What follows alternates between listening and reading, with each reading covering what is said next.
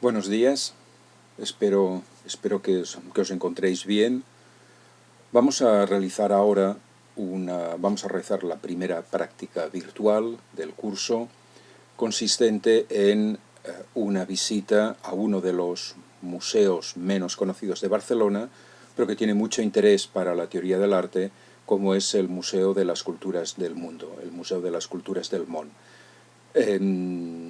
Un primer grupo tuvo la suerte de poder empezar la visita del museo en directo. Sin embargo, un segundo grupo vio como la visita se canceló el viernes pasado y por tanto esta presentación está especialmente dedicada a ellos. Bien, evidentemente lo que vamos a hacer contradice o se opone a lo que hemos ido defendiendo un poco en clase, como es que el conocimiento del arte se tiene que realizar en directo, es decir, es conveniente o necesario o pertinente un encuentro, una confrontación directa con la creación artística, con la obra de arte. Bien, es verdad que lo que solemos hacer en clase, digamos, no responde perfectamente a esta definición o esta aportación, puesto que constantemente estamos proyectando imágenes, fotografías o vídeos, pero bien es cierto que en algunas ocasiones lo que vemos son unas obras que han sido creadas y compuestas para la pantalla. Estoy pensando, por ejemplo, en obras de videoarte o películas, pero es cierto que en el caso de cuadros y de esculturas, lo que contemplamos no es la obra, sino una simple reproducción. Pero también habíamos comentado que las prácticas consistirían en visitas a museos, exposiciones temporales o permanentes, a galerías, a estudios, en gran parte, y que estas visitas fuera de la universidad, fuera del aula, tenderían a intentar poder aportar un conocimiento directo de obras de arte que en clase normalmente solo percibimos a través de imágenes. Por tanto, una visita al Museo de las Culturas del Mundo tiene sentido si se realiza en directo. En este momento, evidentemente, nos encontramos con un problema, pero de todos modos, bien es cierto que cuando acudimos a este museo y a cualquier museo que alberga colecciones de arte, digamos, occidentales anteriores al siglo XIX o colecciones de arte de otras culturas que incluso pueden ser del siglo XXI, en realidad nos encontramos también con un problema. La obra no es una simple imagen, como puede ocurrir cuando proyectamos en pantalla una fotografía en pantalla, en clase, pero no obstante cabe preguntarse si lo que estamos viendo es lo que realmente deberíamos ver. Primeramente, cualquier obra, especialmente cualquier obra antigua que se expone en un museo, primeramente se expone. Y cuando digo se expone, no estoy diciendo solo que exponemos la obra, sino que, es decir, que la presentamos, sino que la obra se expone, es decir, se presenta ante los visitantes poniendo su vida o su existencia en peligro, toda vez que muchas de las obras que contienen los museos no fueron concebidas ni realizadas para exponerse, es decir, para mostrarse a la vista de, digamos, de los ciudadanos, de los seres humanos. Muchas de las obras fueron en realidad creadas para ser ocultadas, ya sea en tumbas, ya sea en santuarios, en los que solo unas muy pocas personas tenían acceso: reyes, emperadores y sacerdotes y nadie más. El resto de los habitantes, de los habitantes de las ciudades, no tenían acceso a los lugares donde no se exponían, sino que habitaban dichas imágenes, imágenes que ofrecían un cuerpo material a las potencias sobrenaturales que se insertaban en ellos cuando,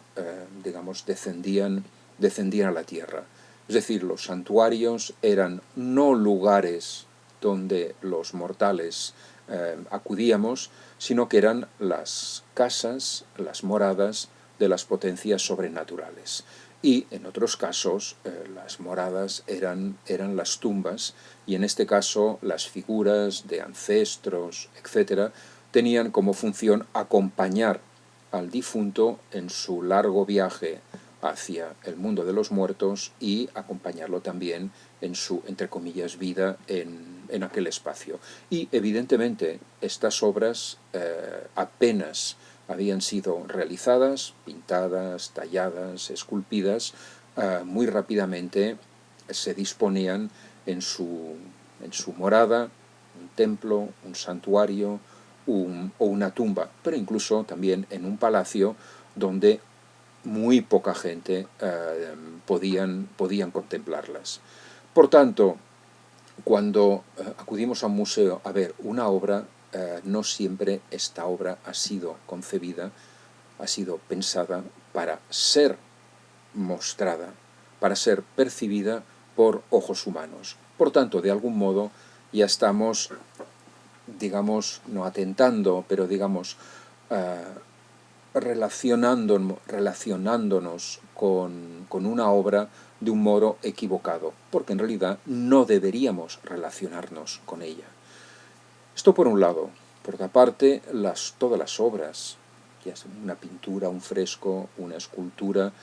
un tapiz, han sido siempre pensadas para determinados lugares, acompañadas de otras obras. Es decir, creando una familia de imágenes o de figuras para un lugar determinado.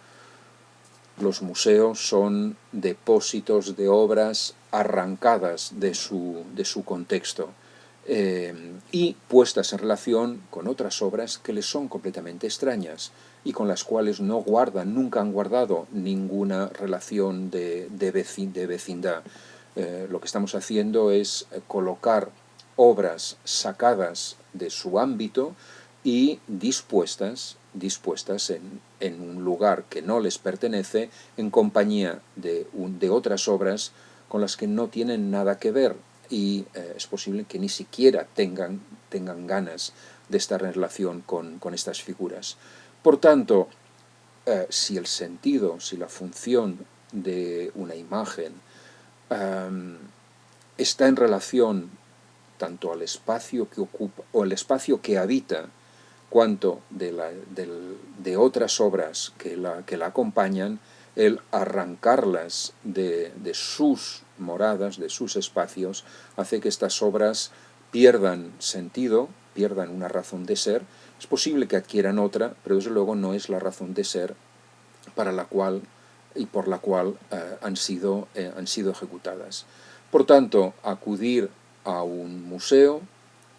es en realidad acudir iba a decir prácticamente como un cementerio de imágenes, para ver unas obras desposeídas de todo lo que les daba sentido. Esto no significa que las obras estén muertas. Las obras mantienen su fuerza, mantienen su energía,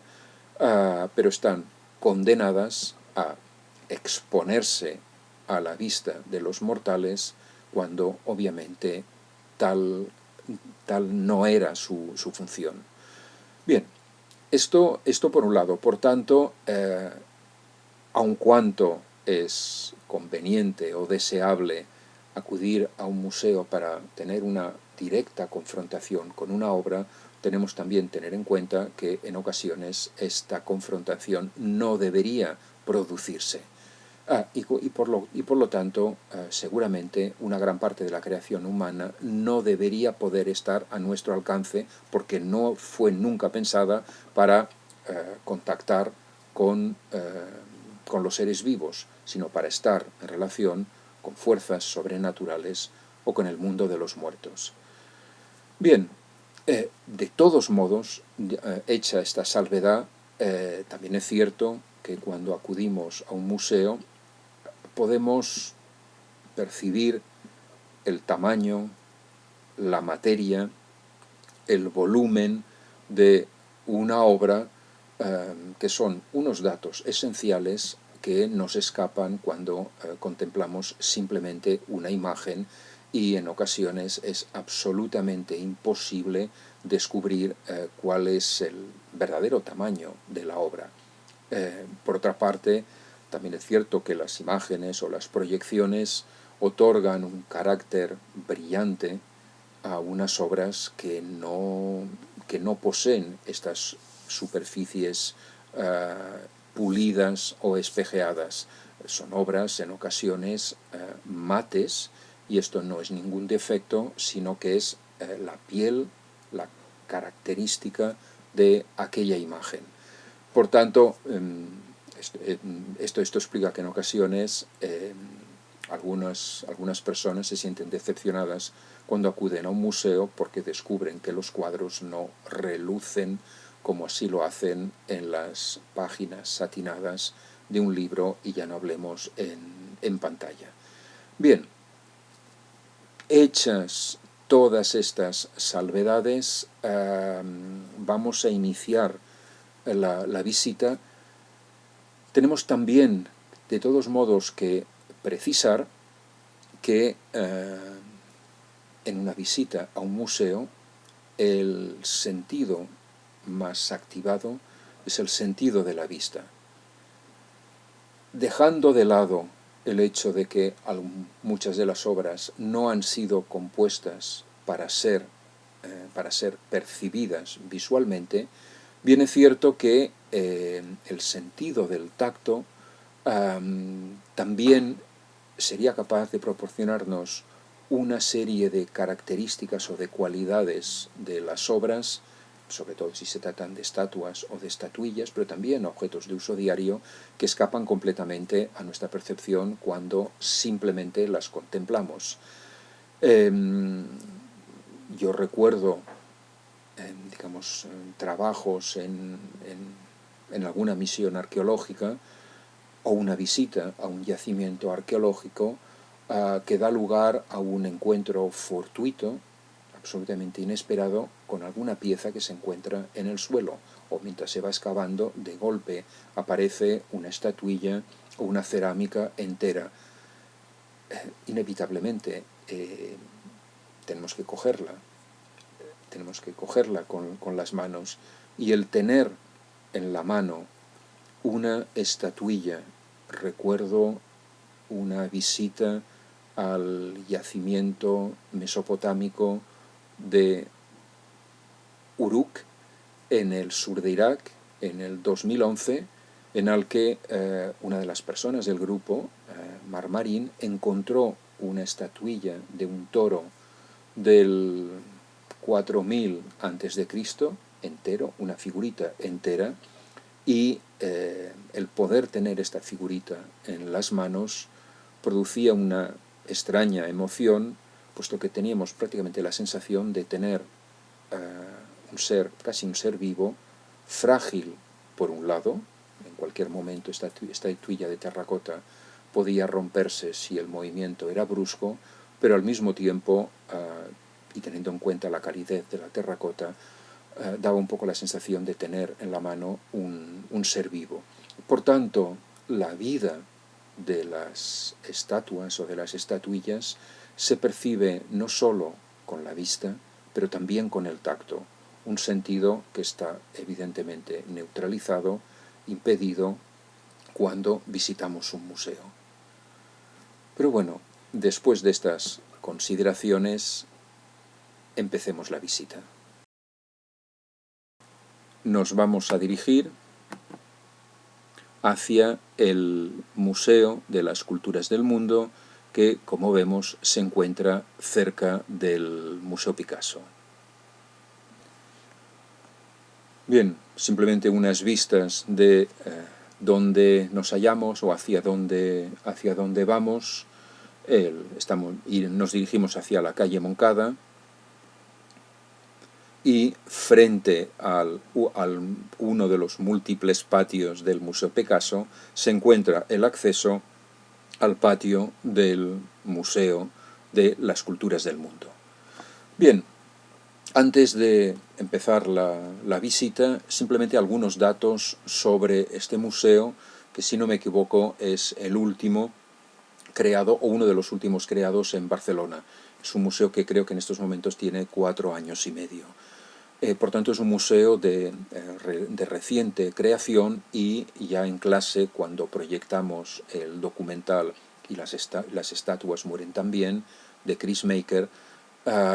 ya comentamos los problemas, no sé si teóricos o éticos, que suscitaba la presentación, la exposición de arte de culturas africanas extraídas de su contexto, de sus culturas, y expuestas de un modo muy particular en museos. Ya comentamos que la discusión de la creación del Museo de las Culturas del Mundo de París, el gran museo llamado el Museo del Quai d'Orsay, en un edificio gigantesco de Jean Nouvel, dio lugar a casi 10 años de discusiones enconadas acerca de la pertinencia o impertinencia de la creación de dicho museo, que segregaba toda una parte de la creación humana en un museo,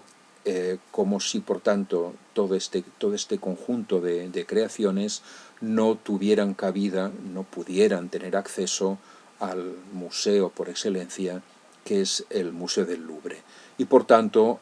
se intuía o se podía llegar a pensar que la prohibición de exponer piezas de culturas precolombinas, de culturas africanas, de culturas oceánicas, por ejemplo, y de algunas culturas del sudeste asiático, en realidad denotaba una cierta mirada denigratoria hacia estas creaciones humanas, que parecían no tener la importancia o la calidad suficiente para exponerse en el museo de los museos, como es el Museo del Louvre. Incluso, ya habíamos comentado, que el nombre que se quería dar a este museo, hoy llamado, para evitar obviar problemas, el Museo del Quai Branly, era el Museo de las Artes Primeras. Incluso se había hablado del Museo de las Artes Primitivas. Evidentemente, ya comentamos en clase que el término primero o primitivo, el término primitivo denota un arte balbuceante superado posteriormente por creaciones plenas. Esto por un lado, y arte primero alude a un arte originario, un arte realizado en los inicios de la creación artística,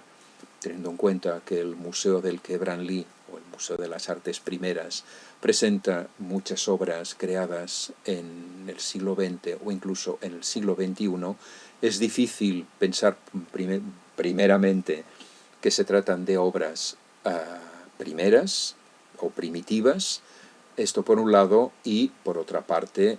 ¿por qué pensar que estas obras son obras que serán superadas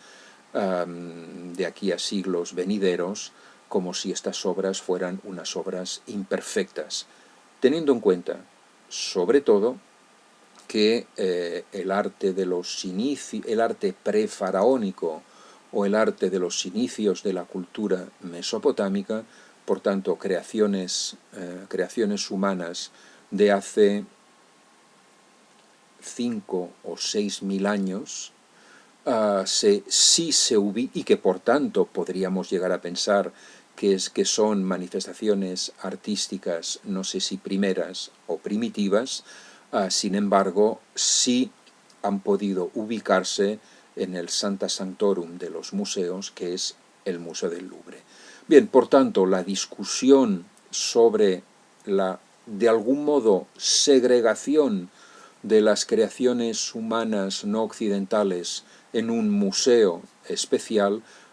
produjo unas discusiones teóricas y éticas que han marcado la manera como se percibe y cómo se trata obras, creaciones humanas no occidentales. Sin embargo, estas larguísimas discusiones de más de 10 años que tuvieron lugar en París no se han producido cuando la creación del Museo de las Culturas del Món, porque dicho museo responde a una súbita decisión del alcalde de Barcelona, del presente consistorio, tras el cierre de un museo anterior que se ubicaba en dicho palacio de la calle Moncada, como era el Museo Barbier-Müller. El Museo Barbier-Müller estuvo ubicado en Barcelona, si no me equivoco, durante 15 años. Era un museo que exponía una colección privada de arte precolombino de un coleccionista y marchante suizo que, digamos, cedió por un tiempo, tras un pago, cedió su colección a la municipalidad, al Ayuntamiento de Barcelona. La verdad es que en cuanto apenas, digamos, las colecciones Barbier-Müller se instalaron en el museo, empezaron a llegar reclamaciones de países como Perú o México, toda vez que consideraban de que muchas de estas piezas tenían una procedencia, digamos, discutible o dudosa, puesto que habían salido de aquellos países sin ningún permiso. Eran obras compradas casi siempre en subastas. Y esto hizo que en realidad el Museo Barbier-Müller prácticamente nunca pudo despegar. El ayuntamiento siempre tuvo muchísimo cuidado en no hacer excesiva publicidad de este museo, y cuando el contrato cesó y el ayuntamiento tenía que o cerrar el museo o comprar la colección ante la acumulación de posibles demandas judiciales que hubieran seguramente obligado a una intervención de la Interpol,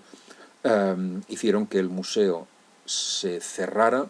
después de que el coleccionista decidiera prácticamente de la noche a la mañana retirar todas sus piezas y llevarlas a Suiza,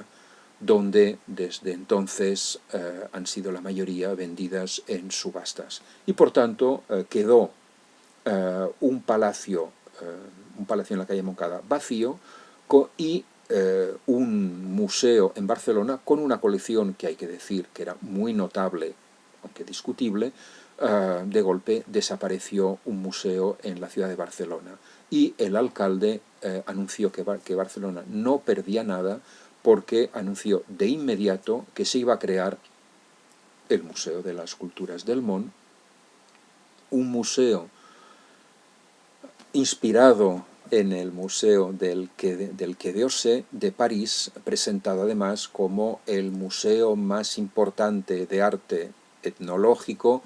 a 1000 kilómetros de París. Esto era, digamos, la afirmación que apareció en la prensa. El gran problema es que no se sabía muy bien con qué dotar este museo. Barcelona posee un museo etnológico notable, que además sucede a un museo colonial creado después del final de la Guerra Civil, creado, si no me equivoco, en el año, no sé si 40 o 44, al igual que había ocurrido en otras capitales europeas u occidentales, teniendo en cuenta además que hay que pensar que España poseía colonias en África, Guinea por ejemplo, y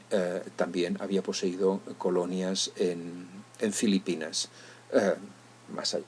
y evidentemente todas las colonias de Iberoamérica. Por tanto, el museo, este primer museo colonial, poseía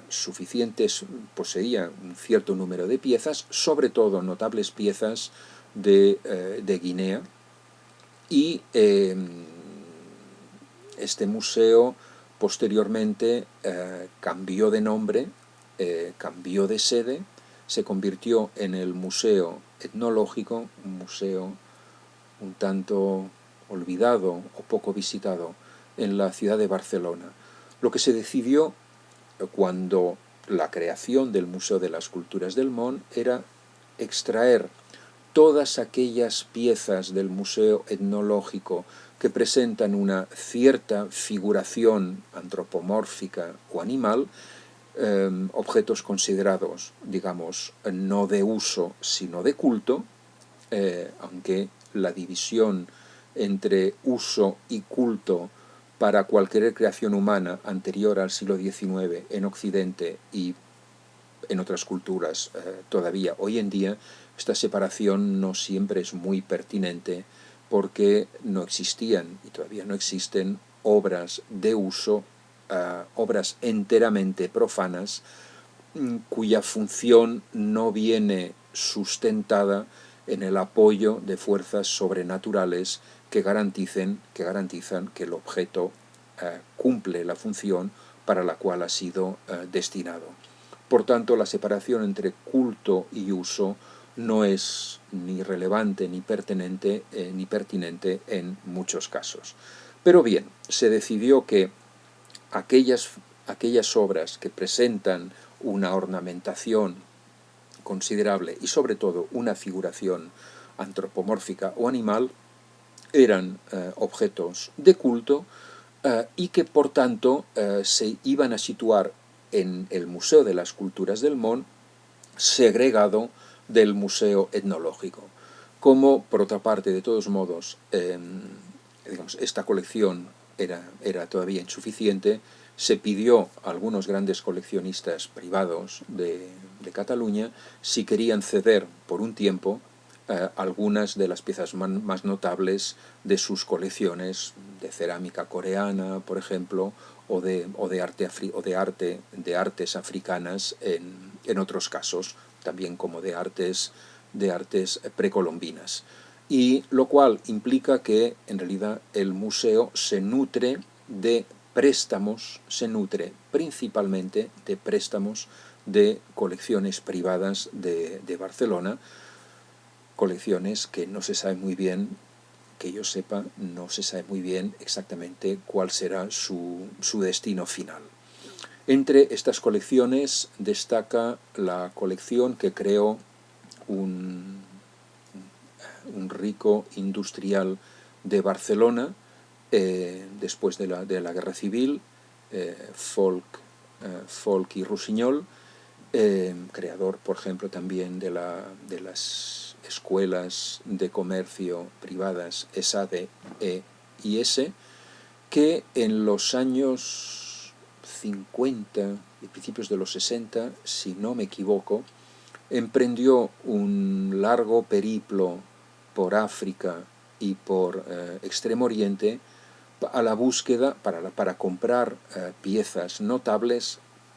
tanto para su colección particular como para las colecciones del Museo Etnológico, si bien los fondos que disponía el señor Folk i Rossinyol eran muy superiores a los fondos públicos que el ayuntamiento podía destinar a la compra de piezas. Y por tanto, la colección de obras para el Museo Etnológico no tuvo la calidad o el interés que presentó la colección para la colección privada del señor Folk i Rossinyol. De todos modos, esta persona iba acompañada de un artista, Eudald Serra, un gran escultor vanguardista, quien era la persona que escogía las piezas. Y el criterio para escoger las piezas no residía en la importancia que estas piezas tenían o habían tenido en las comunidades a las que pertenecían, sino que se escogían en función de la relación, en función de su forma, es decir, de la relación que podían mantener con esculturas modernas o contemporáneas occidentales, teniendo en cuenta que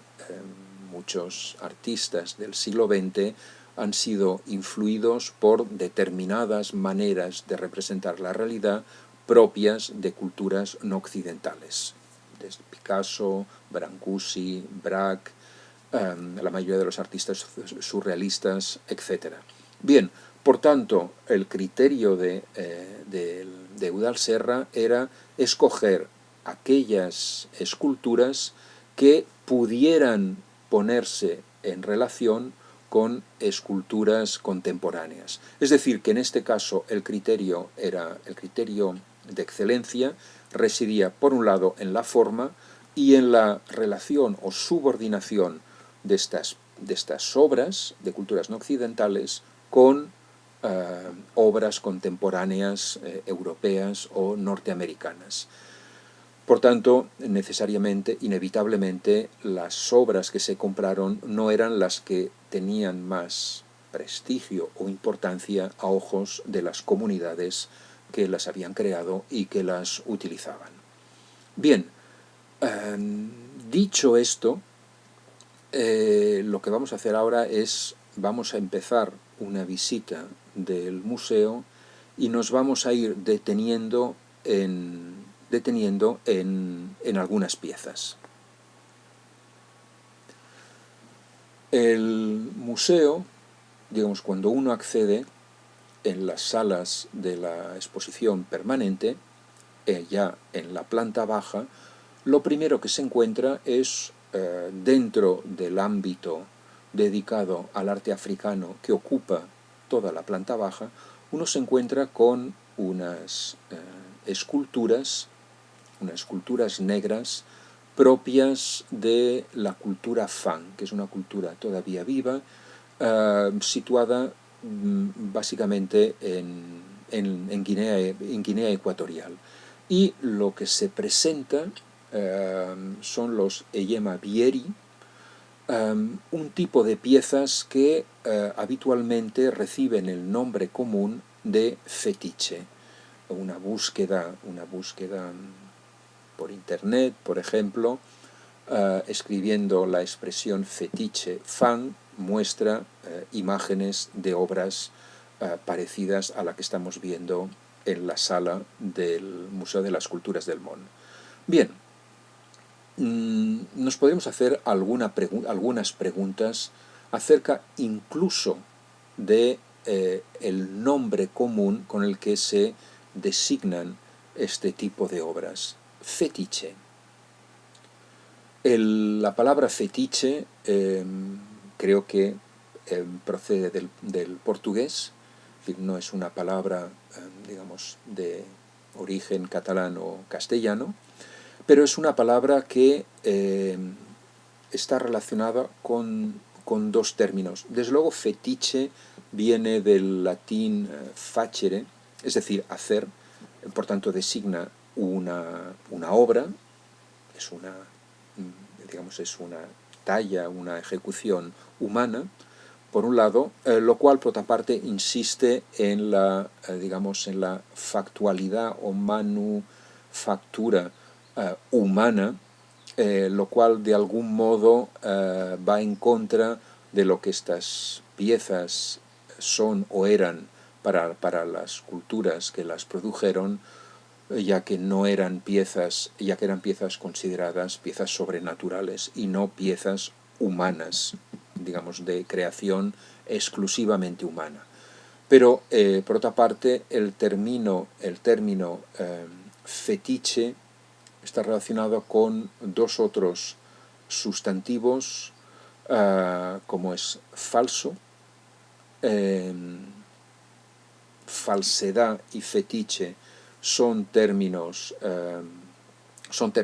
sinónimos y también evoca el concepto de ilusión. Por tanto, la palabra fetiche con la que se designan estas creaciones es un término un tanto despreciativo. Es un término que tiene que ver con la falsedad, con la ilusión, y por tanto lo que evoca es el mundo de la magia, el mundo de